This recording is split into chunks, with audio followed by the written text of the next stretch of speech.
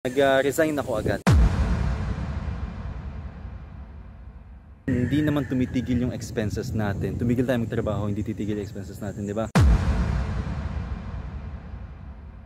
Kasi kapag may goal ka in mind and then wala ka naman talaga ginagawa, it's like simply being delusional. There's no such thing as yung instant millionaire ka, or like what's the secret, diba? There's no secret. So who am I? I'm John Paul, you can call me JP, and I am broke. I don't have any savings, no investments. Kaya andito ako ngayon para i-share sa inyo yung buhay ko, kung paano ako napunta dito ngayon sa ginagawa ko. By the way, I'm a real estate agent. Before this, I was working at a bank. That was my first professional job na hindi rin nagtagal. Actually, I entered banking dahil isip-isip ko sa professional work, maayos na work siya, stable income. Pero alam niyo, sa araw-araw na papasok kayo, yung 9 to 5 job na yon na parang paulit-ulit nyo ginagawa sa araw-araw, na parang nag-aantay ka na lang makauwi at makasama mo yung pamilya mo, and then parang ilang oras lang yung nasuspend ko talaga sa kanila, kasi kailangan mo din matulog na para may energy ka kinabukasan, or di ba? Like, I can still remember that time, and I'm really never going back. So, bakit sales? Bakit ko pinasok tong sales? Nung nandun pa ako sa bangko, na may something na nag-click sa akin dun na yung sa araw-araw na ginagawa ko yun, na alam niyo yun, yung same things that you're doing every day, na parang nakaupo ka lang doon, natransact ka, di ba? Inisip ko yung future ko, yung future goals ko, dreams namin ng family ko, ng pamilya ko, ng asawa ko, na parang hindi yata connected tong ginagawa ko sa current and especially hindi siya passion ko. Like hindi ko siya talaga gusto, no? And ilang araw na parang napapaisip ako na ano ba yung dapat kong gawin? Di ba? Like, ano ba yun? Ano ba yung something na parang I can work on, na I'm really passionate about, parang connected, naka-inline dun sa dream ko na buhay someday in the future, di ba? That time, di ko alam. I didn't know. Actually, ang tagal ko siya bago nalaman. I can say na parang nagkaroon ako ng identity crisis. I think I didn't know what to do. Nung makaipon-ipon ako noon, I did some research and I thought of, bakit hindi nga ba ako mag-business? Mag-business. So yung onting opportunity na yun na meron ako, nag-resign ako agad. Which is isang malaking pagkakamali, I know, but hindi ko rin masisi yung sarili ko kasi I cannot stay that long doing the same thing. So andun yung hunger ko na gusto ko mag-business, gusto ko i-try to, itong bagong thing na to na nalaman ko, no?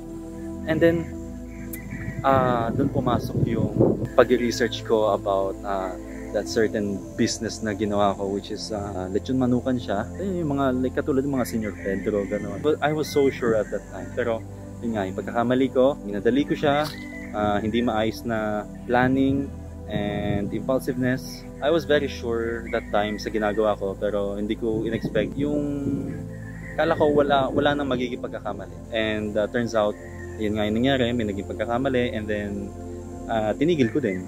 So after ko ang gawin yung pagbibusiness na yon, nung time na nag-stop ako doon, I was sobrang down ako na ano to, di ba? Like akala ko ito na yung something na magiging breakthrough ko, na like my path towards what I am looking for in life.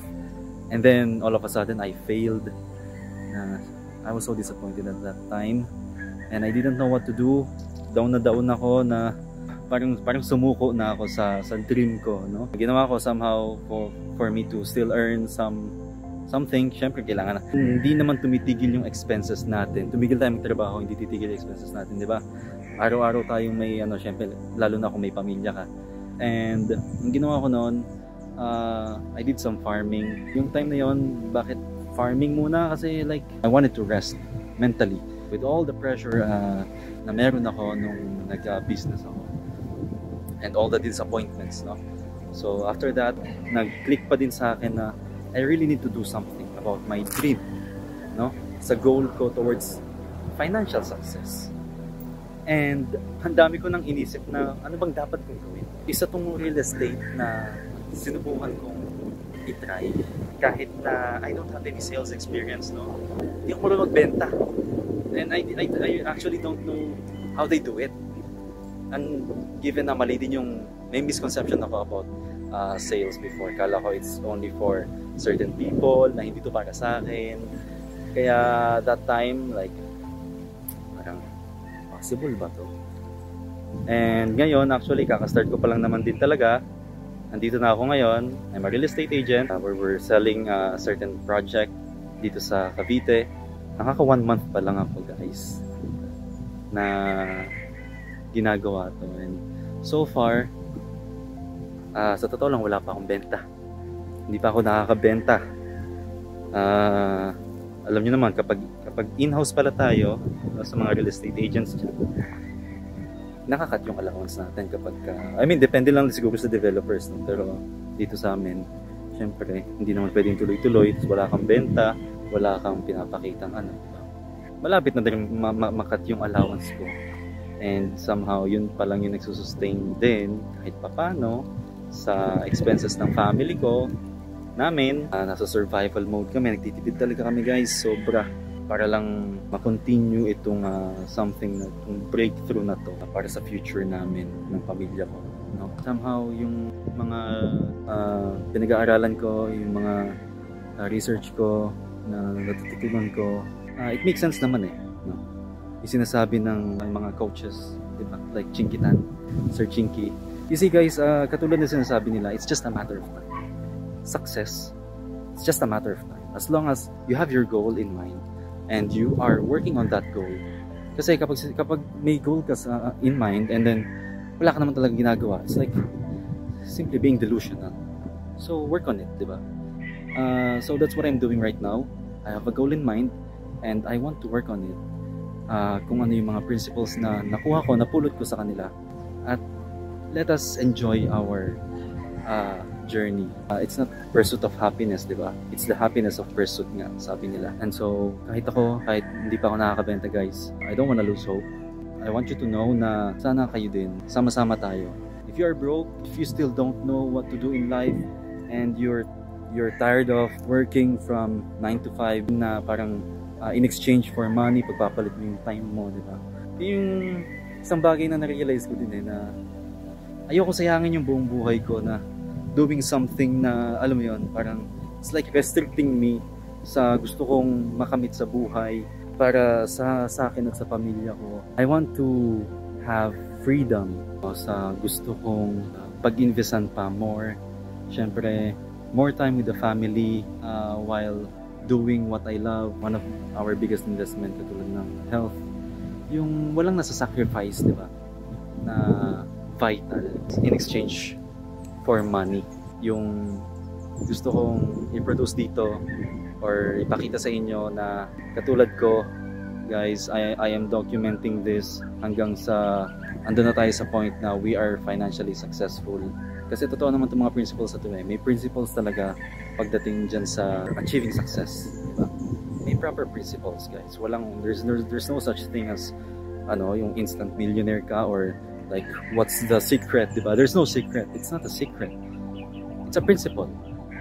And we have to know what those principles are. And I will apply those things dito sa journey na to. And I hope na masamahan nyo ko. If you are like me, na hindi mo malaman ang gagawin mo, hirap na hirap ka pa din, lalo na sa grabe na yung inflation, di ba? Like parang yung 15,000 mo in a month, lalo na kung may pamilya ka, it's like it's really not enough. I hope you guys will join me. Sana makatulong ako sa inyo by showing you my own experience. Ma-inspire ko din kayo. Mapakita ko sa inyo na hindi imposibleng yumaman. It's a matter of principles and mindset. Okay, I think that's all. Thank you so much for listening to this video. If you want more videos please subscribe and hit the notification bell so that pag nag-upload na ako, makikita nyo right away. Again, to those people like me, hope you will join me in this journey. Mapatunayan natin, no?